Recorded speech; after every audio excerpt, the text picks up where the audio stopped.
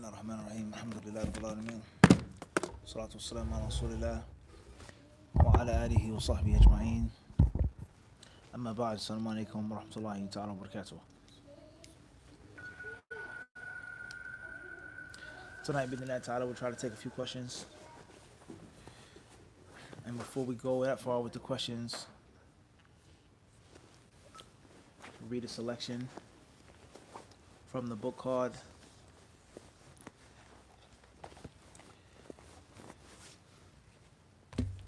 Al-Muhalla bil-Athar of Imam Ibn Hazm rahimahullah ta'ala. A very widespread issue, and one could say problem, is the issue or the problem of at-taqleed. At-taqleed. Those who are forward 100%, you have to make taqleed, you must make taqleed. It's permissible and or obligatory to make taqleed. And those who are 101% against it, taqleed is totally haram. It can't be made. It can never be made. It's the cardinal sin. It's worse than kufr and shirk. Then there are those who are in the middle. And then there are those who have a great deal of confusion. Ittirab. They're all over the place with regards to this issue. They make a foundation that taqleed is haram, but then they force and they bully people into making taqleed of certain people, certain personalities. So therefore, the ulama of al-Islam, just like any other issue, they've spoken on this issue. They've discussed this issue. They've supported their views and their thoughts of this issue on what is meant and intended by Allah and His Messenger regarding this issue, for or against. And from those scholars who have spoken on a taqleed and clearly presented his position and his stance on taqleed is Abu Muhammad ibn Hazm rahimahullah ta'ala. Now we're not here to make a thorough discussion of taqleed. We want to just take a selection from this book, inshaAllah ta'ala. A selection from this book, and this is going to be a piece to the rest of the puzzle with regards to taqleed. Another source, as an example, just an example that you can read about taqleed, is the Jami' of Ibn Abdul Barr, the book that we have introduced and the book that we have given many lessons and lectures from. Jami' Bayan al-Ilm wa Fadlihi, Ibn Abdul Barr rahimahullah ta'ala, he speaks on a taqleed. He talks about a taqleed and the position of the ulama regarding that taqleed. So the point is, as a student of knowledge, your job is to come across the kalam of whomever you can come across, and you put the puzzle together yourself and you determine what is the correct stance regarding the taqleed. Of course, this kalam, the speech of the people of knowledge, is used to understand the kitab and the sunnah. Is used as a means of structuring the rulings in kitab and sunnah. But the ultimate source for knowing the ruling of taqleed is going to be the kitab and the sunnah. Khayrun inshallah. Ibn Hazm rahimahullah ta'ala, he says, Mas'alatun. ولا يحل لأحد أن يقلد أحدا لا حيا ولا ميتا وعلى كل أحد من الاجتهاد حسب طاقته أو حسب طاقته فمن سأل عن دينه فإنما يريد معرفة ما ألزمه الله عز وجل في هذا الدين ففرض عليه إن كان أجهل البرية أن يسأل عن أعلم أهل موضعه بالدين الذي جاء به رسول الله صلى الله عليه وسلم فإذا دل عليه سأله فإذا أفتاه قال له هكذا قال الله عز وجل ورسوله فإن قال له نعم أخذ بذلك وعمل به أبدا وإن قال له هذا رأيي أو هذا قياس أو هذا قول فلان وذكر له صاحبا أو تابعا أو فقيها قديما أو حديثا أو سكت أو انتهره أو قال له لا أدري فلا يحل له أن يأخذ بقوله ولكنه يسأل غيره. Ibn Hazm rahimahullah ta'ala, he says, mas'ala, issue. The issue is, it is unlawful for someone to make taqleed of another. No one can blindly follow another person. Someone who's alive or someone who's dead. Someone who's alive and someone who's dead. And obviously you're going to ask the question, well, how can this be according to Ibn Hazm rahimahullah? And there are people of different levels. Everyone's not a scholar. Everyone is not a student of knowledge. Rather, the majority of people aren't scholars. The majority aren't students of knowledge. The majority of the people just work and they're not trained in these sciences, usul, اللغة العربية, نحو, صرف, بلاغة, علم الحديث, علم الرجال, تخريج, علل. Where do I start? A student of knowledge is confused when he reads these arguments, let alone the 9 to 5 layman. Ibn Hazm rahimahullah, he covered his tracks by saying, وَعَلَى كُلِّ أَحَدٍ مِنَ الْإِجْتِهَادِ حَسْبَ طَاقَتِهِ. He says everyone must use their minds, must try their best to figure it out according to their ability. You have to think according to your level of brain power. You have a lot of knowledge, you put it to use. You have a little bit of knowledge, you what? You put it to use. You only have common sense. You have to put that to use. And he's saying that it's unlawful for a person to just idolize any figure or personality and take each and every single thing that they say for blind face value. Listen to these words. That's his argument here. That's his view. Is that no one can just take their brain and press pause with any scholar, anyone, living or dead. And every single thing that he says is what? مأخوذ به. I take it. Okay? So that is his makhraj of that problem. Moving forward, he says, so therefore, whoever asks about his religion, he only wants to ask, or he should only ask about that which Allah has made him responsible for, the deen. In other words, you're supposed to ask the scholar about Allah's ruling. Allah's ruling. What is Allah's ruling? What are my responsibilities regarding the zakat? What are my responsibilities regarding this, regarding that? Based off of what Allah has said and what Allah has allowed you to what? Learn and memorize and understand. He says this is obligatory upon him, even if he's the dumbest, meanest person ever. Ajhal al-bariyah. He can have the smallest brain, even though people are arguing about the sizes of brains. And some say that the size of the brain does not make any difference in actual intelligence. Al-Muhim, what we say in English, he has the smallest brain.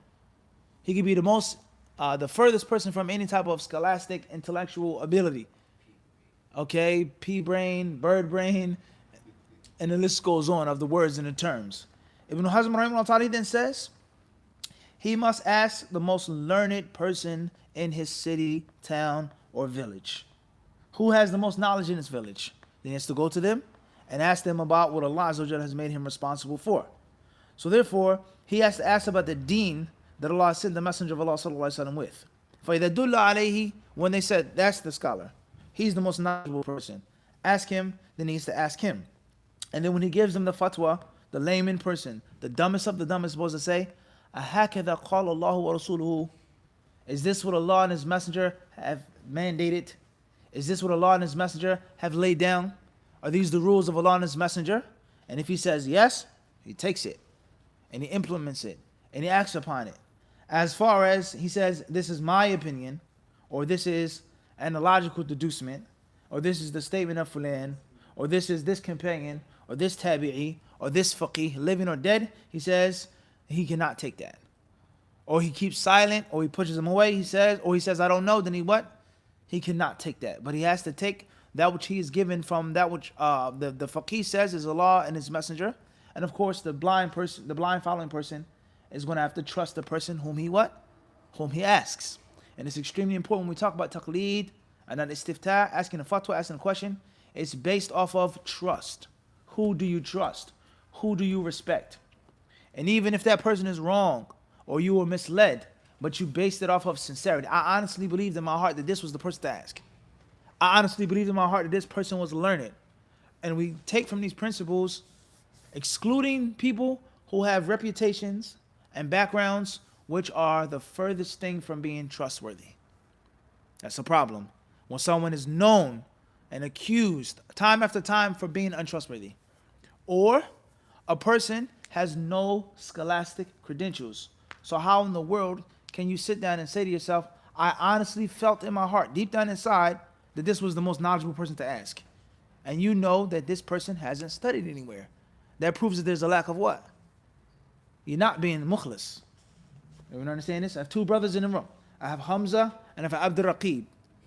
I don't like Abdul Raqib. I don't like him. I don't like the way he looks. I don't like the way he talks. I envy him. But it's an established fact that he studied in Mecca for 10 years. Established fact. Then I have Hamza. I like the way Hamza looks. He's my friend. We're cool. We're buddies. And it's an established fact that Hamza never studied in Mecca, not for a year.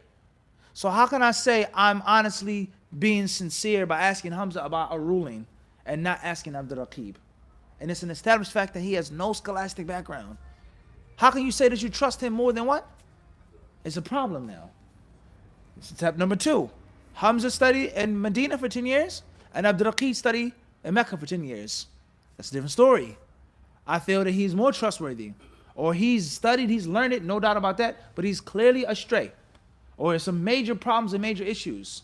But not someone who's learned it versus someone who isn't learned it. You can't be sincere in that. You may know more Arabic than that person. How can you be sincere and asking that person and saying, I honestly trust their scholastics, and they have no what? So this is an extremely important point. Brothers and sisters, they ask the questions all the time. Who do we take from? Who do we learn from? Which website? Who do I go to? Which mufti? Which country? Which moon sighting? Trust who you trust and who you respect more. And you have to do that based off of what?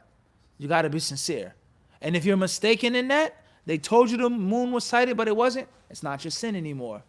If the alim lied to you, and he says there's a hadith in Sahih Bukhari in which the Prophet ﷺ says you must eat with your left hand, and he followed him in that, and he didn't know otherwise, he's not what?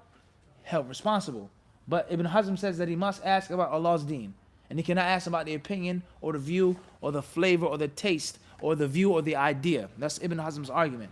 Ibn Hazm rahimahullah ta'ala, he then says, برهان ذلك قول الله عز وجل أطيعوا الله وأطيعوا الرسول وأولي الأمر منكم فلم يأمرنا عز وجل قط بطاعة بعض أولي الأمر فمن قلد عالما أو جماعة علماء لم يطع الله تعالى ولا رسوله صلى الله عليه وسلم ولا أولي الأمر وإذا لم يرد إلى من ذكرنا فقد خالف أمر الله عز وجل ولم يأمر الله عز وجل قط بطاعة بعض أولي الأمر دون بعض. He says the proof for this, the evidence for what I've just said, is Allah Azza wa Jalla's statement, obey Allah and obey the messenger, وَأُولِي الْأَمْرِ مِنْكُمْ, and those who are in authority from among you. So he says Allah Azza wa Jalla, he never ever commanded us to obey some of the ulil amr, some of the leaders. He says whoever blindly follows a scholar or groups of scholars, he has not obeyed Allah, nor he's obeyed his messenger, nor has he obeyed those who are in authority from among him. And if he doesn't do this, then he is in opposition to what Allah Azza wa Jalla has commanded him. And that is because Allah did not tell us to obey some rulers and leaders without what? Others. And that's the concept of the selective choosing of who to make taqleed of. Everyone understand this? I will blindly follow Abu Hanifa, but I won't blindly follow what? Malik. That's a mushkila. Everyone understand this? And what you totally just take from this one and not what? I won't follow that one. So you're picking and choosing of who you're to follow. And that's obviously a problem. This is a very interesting proof that he's using. And a very interesting way that he's using this proof. Everyone understand this? Those who are in authority from among you. Moving forward. He says, فَإِنْ قِيلَ فَإِنَّ اللَّهَ عَزَّ وَجَلَّ قَالَ فَاسْأَلُوا أَهْلَ الذِّكْرِ إِن كُنتُمْ لَا تَعْلَمُونَ وقال تعالى ليتفقهوا في الدين ولينذروا قومهم قلنا نعم ولم يأمر الله عز وجل أن يقبل من النافذ للتفقه في الدين رأيه ولا أن يطاع أهل الذكر في رأيهم ولا في دين يشرعونه لم يأذن به الله عز وجل وأمر تعالى بأن يسأل أهل الذكر عما يعلمونه في الذكر الوارد من عند الله تعالى فقط لا عمن قاله من لا سمع له ولا طاعة وإنما أمر الله تعالى بقبول نذارة النافذ للتفقه في الدين فيما تفقه فيه من دين الله تعالى الذي أتى به رسول الله صلى الله عليه وسلم لا في دين لم يشرعه الله عز وجل.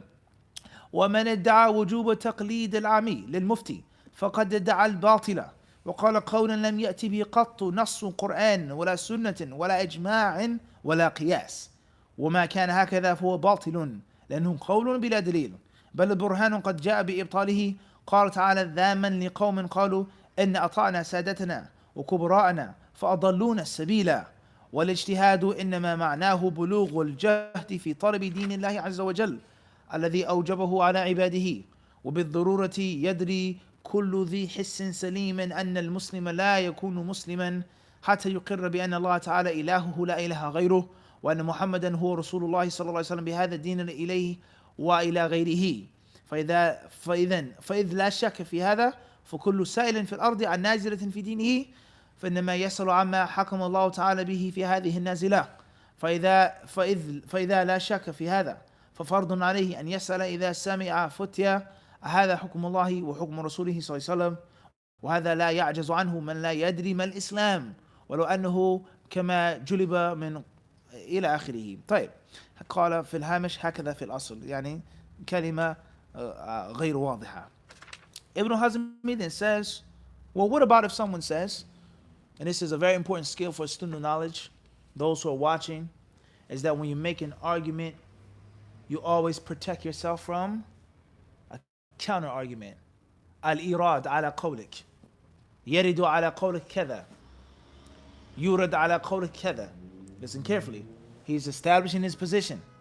And then he says, فَإِن قِيلَ. What if someone says? You understand this? So he's protecting and covering his what? His flanks.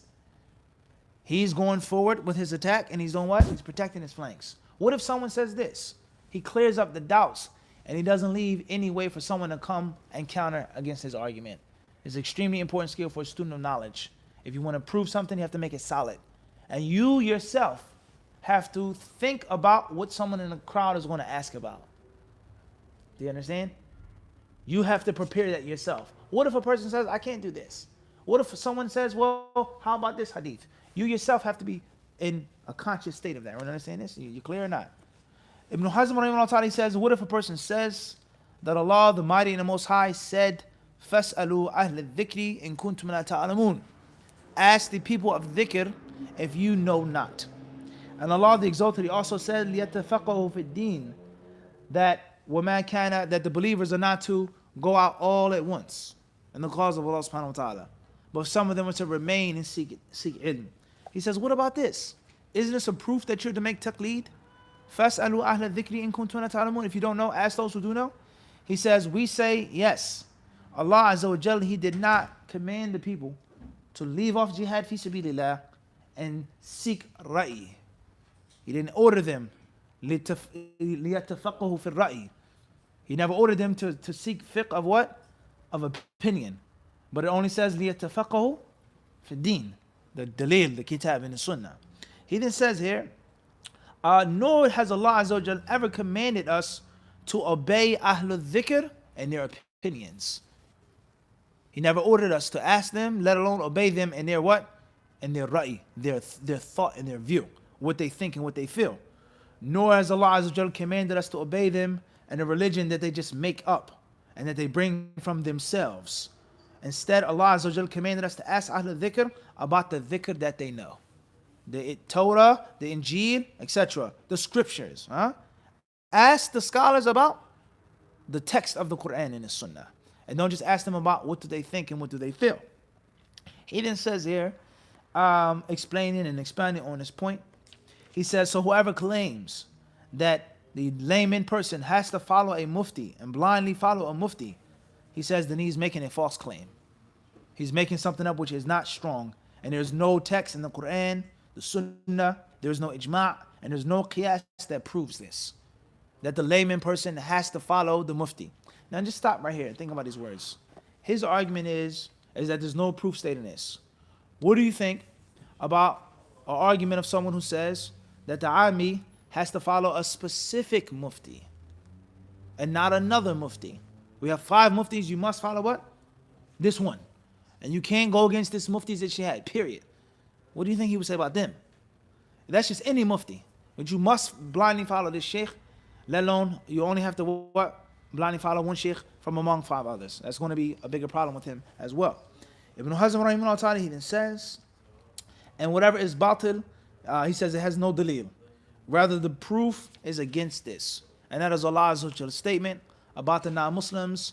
They would say in the hellfire that we obeyed our leaders, Sadatana. We obeyed our big, the kubra, the chiefs. فَأَضَلُّونَ السَّبِيلَ. And they misled us. In other words, they followed their chiefs and their elders based off of what? Deaf, dumb, and blind. They didn't think, they didn't use their minds. And just look at life today. The customs say this, right? The culture says that, right? Why do you do this? Why do you have to take this off or eat this first? I don't know. Say what? Customs, right? Tradition has it. There's no scientific evidence or reason, and not saying it's a bad thing, to take off your shoes before you eat, right? Or to take off your hat before you enter a home. It may be a good thing, maybe a bad thing. But the people, when they do these traditions, do they have a reason why? And the only reason is what? That's it. We obeyed them, and that's it. He says that's batil in the Quran. Just following someone just because they're what? Bigger and older than you, and they came before you, your ancestors. He says that's incorrect. Ibn Hazm rahimahullah then says, and what's meant by ijtihad, a very important point, and that's because the person is going to say, well, everyone isn't a mujtahid. Everyone can't make ijtihad. Ibn Hazm's definition is to try your hardest. Like jihad, you to fight yourself and to push yourself to find out what Allah wants in this ruling. What is the commandment of Allah regarding wiping over a khimar? What is the commandment of Allah regarding wiping over socks? What is the commandment of Allah and His Messenger regarding eating non-zabiha meats? That. To try your best, based off of sincerity, honesty, common sense, fundamentals, etc., according to what you have the ability to do. He says that is the ijtihad that Allah has made mandatory upon His servants. He says, and anyone who has any sense, he knows that a person cannot be a Muslim until he accepts Allah as his ilah, no other ilah, and that Muhammad ﷺ is his messenger, and that this is the religion that he has been sent with. So whenever something new happens, a modern day issue takes place, you ask the mufti, you ask the alim about the ruling of Allah and His messenger. Ibn Hazm, he then says this. He says, and this is mandatory upon him, and no one is incapable of doing this. Everyone can ask the scholar, is this from Allah and His messenger? According to Ibn Hazm. So as we've said before, this is not the only statement or discussion that we have on taqleed. There are many others of many other scholars for it or what? Against it. But this is definitely, there's no doubt, this is something which is a beneficial piece to the puzzle. You understand? It's a beneficial piece to the puzzle, and Allah subhanahu wa ta'ala surely knows best. And this was YC in Australia. Is it worth memorizing basic mutun for one who hasn't memorized much Quran and is a beginner artist? Questions from Sydney, Australia. Should a person memorize mutun? Is it worth them memorizing mutun? If they haven't memorized that much Quran and they don't know that much Arabic. Tayyib. Start off with basic levels. Make your goal to memorize Juz Amma before any other book. Focus on Juz Amma. Now, alhamdulillah, you have Juz Amma down packed. You get started on Juz Tabarak. While you're working on Juz Tabarak, you plan on being a real student of knowledge and studying and doing it. You start learning Arabic. And if there's a class of Usul al-Thalatha or another small book, you start memorizing that too. And that's going to help you with the Quran. That's going to make your Quran sharper. It's going to make the Quran easier to be memorized. The Arabic, you understanding certain words. It can't be that because that it has to be wow instead of thumma. Okay? As far as if you're just trying to be a basic, simple student of knowledge, learn the fundamentals, then focus on the Quran first. As far as if a person has no aspirations to be a serious student of knowledge, which is not obligatory, that's fine. And you just want to learn the basics, focus on the Quran. How many years will it take you to memorize the Quran with your work schedule, with your children, your stepchildren, going to work, driving? Do you really have time to focus on 4 or 5 things? Will you be a jack of all trades and a master of none? It's a serious question that you have to ask yourself. Time is limited. I'm already 45. I'm already 50. How long will I be alive? And it's better for me to leave this dunya with achieving that one goal, memorizing the Quran or memorizing Juz Amma for some of us. Some of us. I would aspire to memorize Juz Amma. I've been reciting the same 4 qul's since 1963. And that's not haram. There's nothing against him. You don't have to know more than that. But if you have a goal and aspiration, I want to have Juz Amma before I die, then what you need to what? Focus on that. If Allah is giving you better memory power, Baqarah, Ali Imran, Nisa, you got to prioritize because time is limited, energy is limited, and the distractions of this life are what? Countless. From work, from this, from that, stress, sickness, illness, and the list goes on. So it depends on what is your navigation in life. At the end of the day, memorizing other things on the side, studying Arabic, does not go against the memorization of the Quran. Rather, it helps the memorization of the Quran. And many people, they say, oh, well, you can't memorize this book, or you can't sit in this class or this lecture until you memorize the whole Quran. That's how the Salaf started seeking knowledge. That's what Imam Malik, that's what Fulan and Nawawi. Yeah, akhi. Imam Malik started studying when he was how old? If you, even today in Saudi Arabia, this person who's made to be a scholar, his father's a scholar, his uncle's a scholar. He's making tahfidh when he's yay high. He goes to middle school, high school, and college, all Islamic. He's been studying the Hanbali madhab from, you understand? So you have to be mindful of that. Everyone doesn't have the ability to do that. Everyone understand this? I'm already 30, I'm already 20 something. So there's a difference. Wallahu alam. Initials FA East Flanders, Belgium. Sheikh, related to last week's question, you mentioned that some scholar held that a rented mosque wasn't for an actual mosque. Should one make tahiyatul masjid when one enters a mosque that one knows is rented? Question with regards to a rented mosque or rented musalla, and how some scholars say that it may not actually be a masjid. What should one make tahiyatul masjid before sitting down, etc.? Yes, no matter what, make tahiyatul masjid, and that's because tahiyatul masjid, first and foremost, even if it isn't a jami', if it's actually a musalla, then it takes many rulings of the jami', of an actual mosque. It takes the rulings. The people make Jum'ah therein, they make the adhan therein, so on and so forth. Nah? So therefore, bidin ta'ala, that's the best thing to do, is still make the tahiyatul masjid no matter what. Wallahu alam. Initials NH, Toronto, Canada. Assalamu alaikum Mufti. I've started borrowing books from the library, and usually there's a picture of the author on the back. Would this be considered as having an image in the house? Questions from Toronto. Started borrowing books from the library, and there is the image of the author on the back. Is this considered to having a surah in the house? It depends on your madhab, what you understand from those texts regarding the surah. If you believe that it's any type of surah, a photograph, then the hadith specifies no surah without another type. The angels do not enter a house in which is a dog or a surah. And that is also included in money. Money. But people say, oh, money is a necessity. Money is a necessity. Money is a necessity. Money is a necessity. I have to have dollar bills. Maybe it is a necessity. But the point is that any surah is a what? Surah. Or you're going to say that it is a surah. It is haram to have this surah. But here is a need. It's a hajjah. It's mashaqqa, a difficulty. I have to study for this exam. I have to have books for my children's education. It's hard to find a book with having no what? No pictures. Or you could say, put a piece of tape on the back. It's not your book to cross out or scratch out. Just do what? Put a piece of tape on the back. Or, of course, a person may say that it's a surah linguistically, but it's not the surah that's mentioned in that hadith. Okay?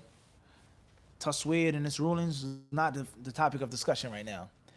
Some of the ulama of Islam, such as Shaykh Ibn Uthaymeen, rahimahullah, have stated that there are certain times in which you do not have to scratch out or cut out the faces in certain books and magazines because it's so abundant. Your fatwa on that.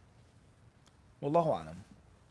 Initials FA East Flanders, Belgium. Sheikh, can a student of knowledge fast every day or almost every day for him to lose less time on eating and relieving himself? Where's the question from again? East Flanders. East Flanders, Belgium. A student of knowledge fasting every day to spend less time eating and spend less time relieving himself. Should he do that? No, he shouldn't. Student of knowledge should not do that. The best fast, like the Prophet ﷺ says, the fast of Dawood. If you have to do it every other day, then do that. Ibn Mas'ud radiallahu anhu, he said, or is an athar, in which he's quoted, in which he says he disliked to make abundant fasts too much, because it weakens him from reciting the Quran. It weakens him from having the energy and the strength to be with the Quran. I.e. Ibn Mas'ud and that athar, according to the athar, is prioritizing extra fasting versus extra. So he's picking Quran. So as a talib al-ilm, you have to prioritize. If you feel that eating and drinking and relieving yourself is going to distract you from talib, which it could, tayyib, just minimize it. Minimize it. You don't have to eat that much. Instead of having eggs and waffles and Belgian waffles, tayyib, eggs and bacon or whatever that you have, whatever type of breakfast, just have a bowl of oatmeal. It's cheaper. It may be more healthy for you. It's quicker, simple. Bismillah fills you up. Instead of sitting, going to the restaurant, picking what you want. You want turkey sausage, beef sausage, you want this egg scrambled, sunny side up. Give me a bowl of oatmeal. No cranberries, no almonds, no brown sugar, no margarine, or not saying that margarine is good for you. No butter, just steel cut. That's the color, right? Steel cut oats, right? Maize, huh? That's what they say, right? That's what Ahl al-Dhikr, they say, right? They say steel cut oats, the real stuff. So the point I'm trying to make is that I wouldn't advise you to starve yourself. And I wouldn't advise you to go against the sunnah and fasting every single day. If you want to fast abundantly, that'll be every other day. And if you don't wish to fast every other day, then just minimize the food that you have. You can have a simple basic meal and it can take you 5 minutes to eat, 10 minutes to eat, and that's it. Minimize your food. Use the bathroom, simple, easy, quick. There are ways around that. You don't have to punish yourself. And you have to look at the time and the place in which you live. The time and the place in which you live. Hafidh bin Hajar rahimahullah, he explains in Fath al-Bari the issue of when the iqamah is made and the dinner has been served. The iqamah is made and the dinner is served. What should you do first? Should you eat your dinner, your evening meal, your supper, or should you offer the prayer? And we know the hadith says, فَابْدَأُوا بِالْعَشَاءِ. The hadith says start with the meal. So the scholars, they differ on what's meant by that hadith. Is it an absolute command? It is obligatory? Is it haram? What to do? Do you have to be really hungry to eat it first? It's a long discussion. Ibn Hajar rahimahullah, he quotes Ibn al-Jawzi rahimahullah, if my memory serves me right.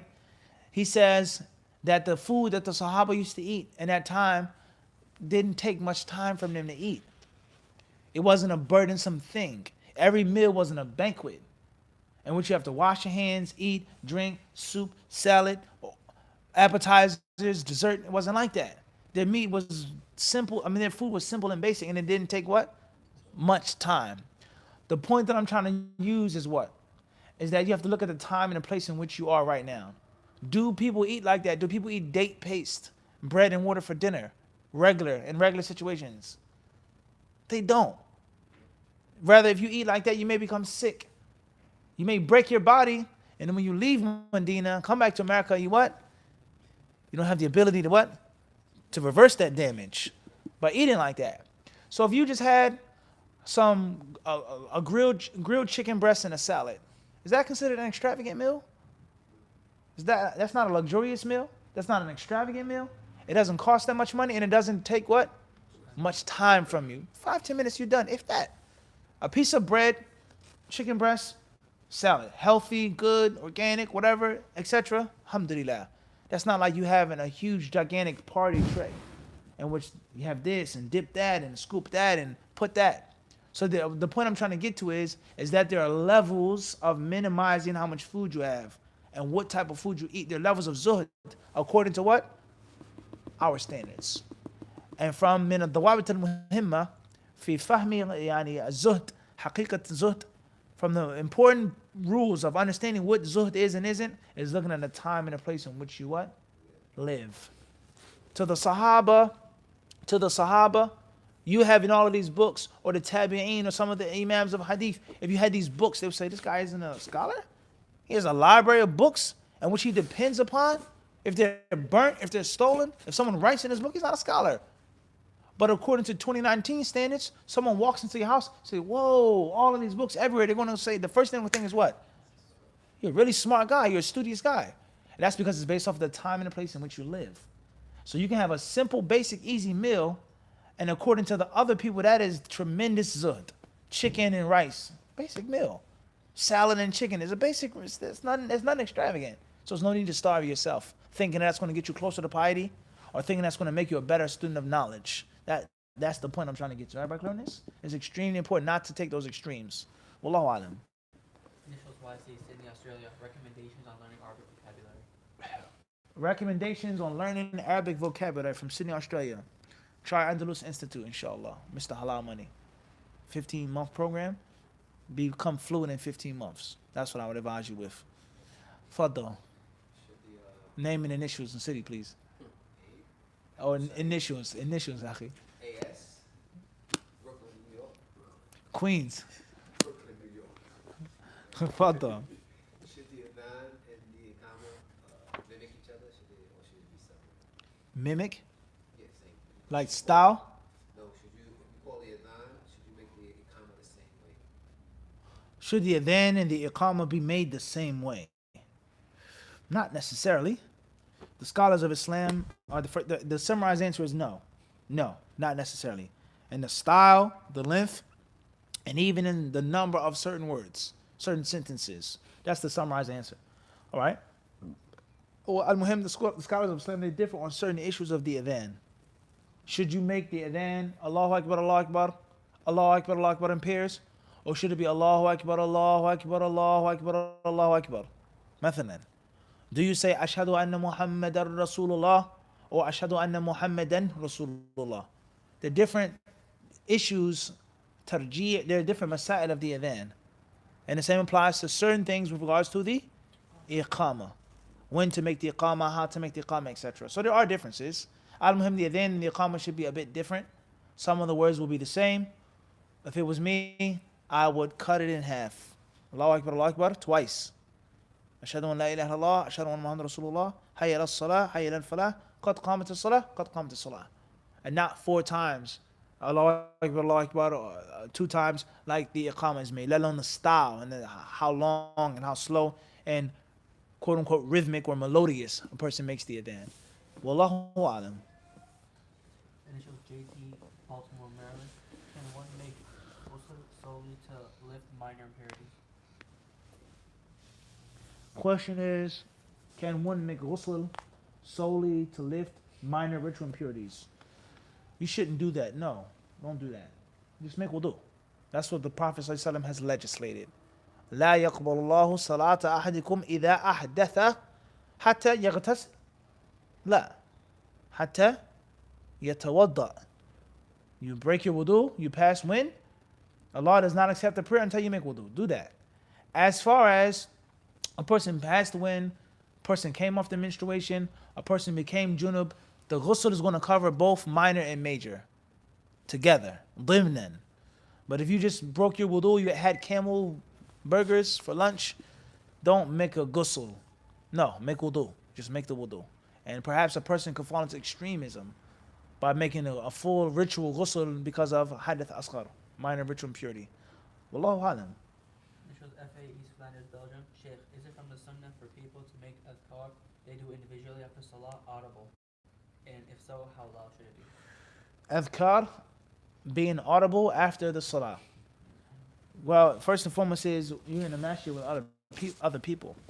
The Prophet ﷺ has forbidden us from reciting the Quran over each other. And the Quran is superior, the greatest dhikr, as Ibn Qayyim mentions. So if you can't recite the Quran over each other, then of course you don't make dhikr in a voice in which is going to disturb the next person. However, if you just said it to yourself and it was a little audible, subhanAllah, like this, not best. Allahumma anta salam after salah, not best. The sunnah is regarding that. Allahumma anta salam, the takbir, in the time of the Prophet. As far as your own personal dhikr, nah, don't make it out loud. If you just said it in a voice in which you heard yourself, mashi. But it shouldn't be no loud, announced type of thing. Wallahu alam. Initials MI, Birmingham, UK. Assalamu alaikum, Mufti.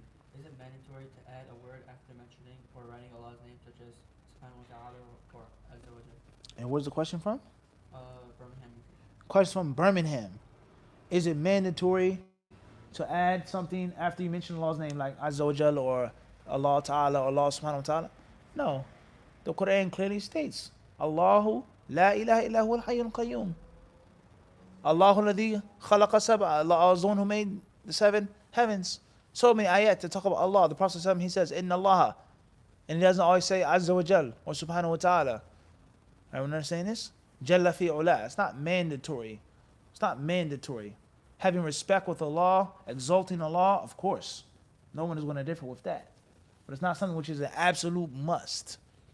Wallahu alam. This was IS, Melbourne, Australia.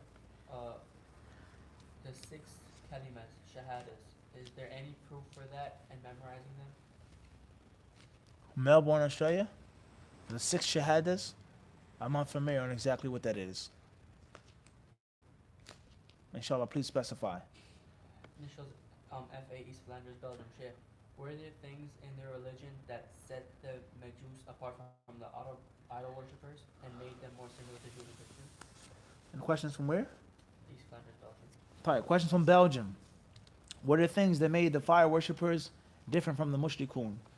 Yes, Yes and no. Uh, Certain things with regards to their creed, the concept of monotheism, the concept of a prophet and a messenger, was a prophet and a messenger sent to them. Also, the concept of the Sabi'in, you understand? Who was meant by the Sabi'in. As far as the Zoroastrians, then some people say that the foundation of their creed is polytheistic. Another say it's monotheistic. The concept of the darkness and the light. But they agree unanimously that the light is better and superior than the darkness. We understand this? The concept of not allowing the fire to die out. Alright? Al-Muhim, there are hadiths in which the Prophet ﷺ says, Sunnu fihim sunnata ahl al-kitab. Treat them like the kitabis with regards to the jizya. So there's certain rulings, not all, in which oftentimes there's certain similarities and parallels that they have with the Yahud and the Nasara. But of course, that's a long discussion and argument nowadays with regards to the Yahud and the Nasara. Are the Yahud and Nasara today the people that Allah called Ahlul Kitab? Okay? And the whole concept of why we're allowed to enjoy their slaughtered meats, why we're allowed to marry their women, why they're allowed to live in the Islamic lands, etc. It's supposed to be because of Tawheed. And they're not people of shirk. But it's just an issue with regards to legislation, accepting the Prophet Muhammad, etc. So that's a long discussion in itself. Al-Muhim, there are certain similarities, and there are other things in which they are not similar, and they are بَلْ يُلْحَقُونَ بِالْمُشْرِكِينَ. They are attributed to the mushriks. Wallahu alam. That's in brief. Last question, inshallah. Initials NH Toronto, Canada. Assalamu alaikum, Mufti. Will you be able to do a ruqya info session soon according to the sunnah? Questions from Toronto. Would you be able to do a ruqya in full session soon? Allah knows best. I would love to fulfill your request. I don't know if that's possible. I'm not a raqi. I'm not a ruqya giving person. Allah knows best. We can do classes on it, talk about things, but I'm not a raqi. Wallahu alam.